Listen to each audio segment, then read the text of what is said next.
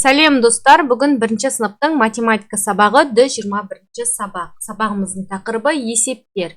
Бірінші тапсырмаға қараймыз. Кімнің не айтқанын анықта. Бұл жерде екі адам бар, шыншыл және өтірікші.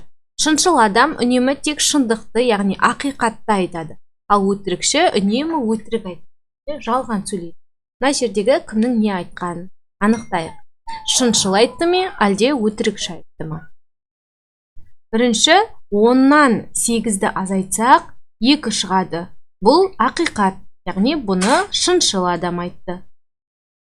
20 40-тан артық. Бұл ақпарат жалған, яғни бұны өтірікші айтып тұр. Бысын қарайық, мұнда үшбұрыштар бейнеленген. Бұл үшбұрыштар емес, шаршылар, сондықтан бұл ақпарат жалған, бұны өтірікші айтып тұр. В-ны қарайық, бұл үшбұрыштар емес. Яғни бұлар үшбұрыштар емес, бұлар шаршы. Бұл шын ақпарат, сондықтан бұны шыншыл айтып тұр. Есінде сақта, дұрыс пікір ақиқат деп аталады, ал дұрыс емес пікір жалған деп аталады. Екінші тапсырманы қараймыз. Заттарды тап. Асына қарайық. Шыншыл суретте пайдалы өнім бейнеленгенін айтты. Суретте пайдалы өнім бейнеленген, ол қызанақ және алмұрт. Ал өтірікші суретте жеміс бейнеленгенін айтты. Өтірікші, яғни әрқашан жалған пікір айтады. Бұл жерде жеміс емес, бұл жерде гамбургер және мына жерде тағы да тәтті, тәтті бейнеленген. Олар жемістерге жатпайды. Енді әсін қарайық. Шыншыл суретте жеміс бейнеленгенін айтты. Жеміс деп ол бұл жерде қызыл және жасыл алмаларды айтып тұр. Бұл екеуі жемістерге жатады. Енді өтірікші бұл өнімнің қызыл екенін айтты дейді. Бұл жерде қызыл емес, яғни ол мына жерде жеміс емес. Біріншіден көкөністер және ол жасыл және қызыл екен. Қызыл екенін айтты, яғни ол бұл жерде қиярды айтып тұр. Қиярды айтып тұр екен.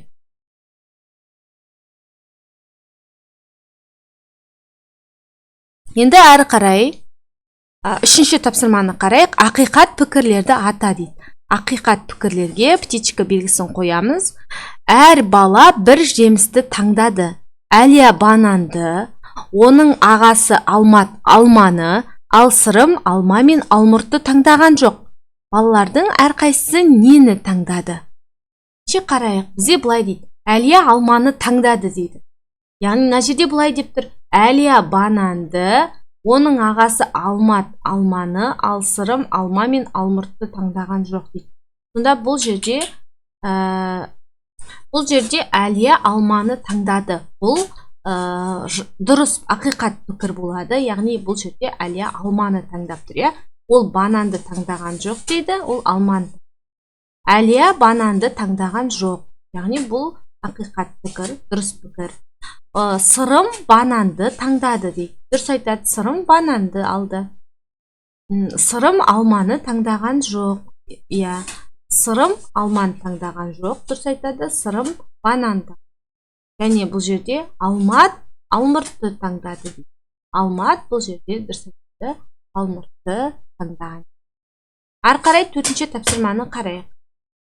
Есепті шығар. Сәуле, Таңшолпан, Айгүл мен Гүлім төртеуі тосап қайнатты. Екі қыз тосапты қарақаттан, екі қыз қарлығаннан қайнатты. Таңшолпан мен Гүлім тосапты әртүрлі жидектен қайнатты. Гүлім мен Сәуле де тосапты әртүрлі жидектен қайнатты.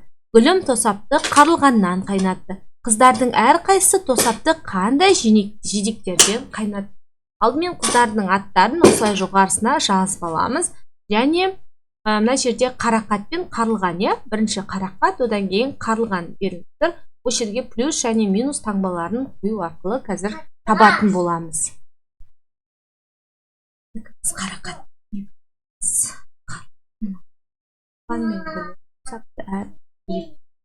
Гүлім мен Сәуле де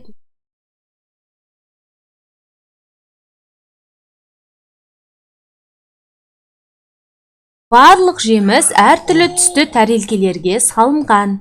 Алма жасыл түсті тәрелкеге салынған жоқ. қайсысы қандай тәрелкеге салынғанын айт. Енді қарайық. Жемістер әртүрлі түсті тәрелкеге, яғни өзінің түсінен басқа тәрелкеге салынып тұр, иә? Сонда былай дейді: алма жасыл түсті тәрелкеге салынған жоқ. Алма жасыл түстіге салынған жоқ. Ол қызылға салынбайды, иә? Себебі ол алманың түсімен бірдей. Ол сонда мына жердегі сары түсті тәрелкеге салынады екен. Енді қарайық. Алмұрт ол жасыл түсті тәрелкеге салына алмайды, иә? Өзі алмұрттың түсі жасыл. Ол сонда сары түсті де алма тұр, сонда алмұрт ол қызыл түсті тәрелкеге салынады екен. Ал мына жердегі лимон ол жасыл түсті тәрелкеге салынады. Енді есептің жауабын жасаймыз. Жауабы: алма сары, алмұрт қызыл, лимон жасыл түсті тәрелкеге салынды.